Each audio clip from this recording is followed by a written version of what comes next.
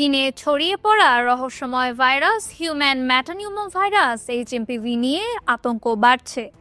ভাইরাসটি এখন ভারতের গুজরাট, কর্ণাটক এবং পশ্চিমবঙ্গ সহ বিভিন্ন রাজ্যে ছড়িয়ে পড়েছে। সম্প্রতি গুজরাটের আহমেদাবাদে এক বৃদ্ধের শরীরে এই ভাইরাস শনাক্ত হয়েছে, যিনি বর্তমানে বেসরকারি একটি হাসপাতালে চিকিৎসাধীন অবস্থায় রয়েছেন।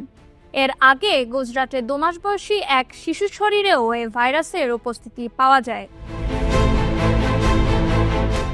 বিশেষজ্ঞদের মতে এই ভাইরাস শীত ও বসন্তের সময় বেশি সক্রিয় হয় এবং প্রধানত শিশু ও বৃদ্ধদের আক্রান্ত করে।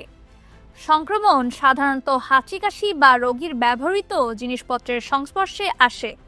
এই ভাইরাসের উপসর্গের মধ্যে জ্বর, সর্দি কাশি, গলা ব্যথা এবং শারীরিক দুর্বলতা দেখা যায়। জটিল ক্ষেত্রে নিউমোনিয়া, হাঁপানি বা ক্রনিক অবস্ট্রাকটিভ পালমোনারি ডিজিজের সিওপিডি অবস্থা আরও খারাপ করতে পারে। চীনের বিভিন্ন হাসপাতালে এই ভাইরাসের কারণে ভিড় বেড়েছে বলে জানানো হয়েছে। একই সঙ্গে ভারতের কর্ণাটক এবং পশ্চিমবঙ্গেও আক্রান্তের সংখ্যা বাড়ছে। বিভিন্ন রাজ্যের স্বাস্থ্য দপ্তর চিকিৎসকদের সতর্ক থাকার নির্দেশ দিয়েছে এবং উপসর্গ দেখা দিলে দ্রুত ব্যবস্থা নেওয়ার আহ্বান জানিয়েছে। এই ভাইরাসের প্রকৃতি অনেকটা কোভিডের মতো হওয়ায় উদ্বেগ বাড়ছে। রোগ প্রতিরোধে সচেতনতা এবং প্রাথমিক সতর্কতামূলক ব্যবস্থা গ্রহণের পরামর্শ দিচ্ছেন বিশেষজ্ঞরা।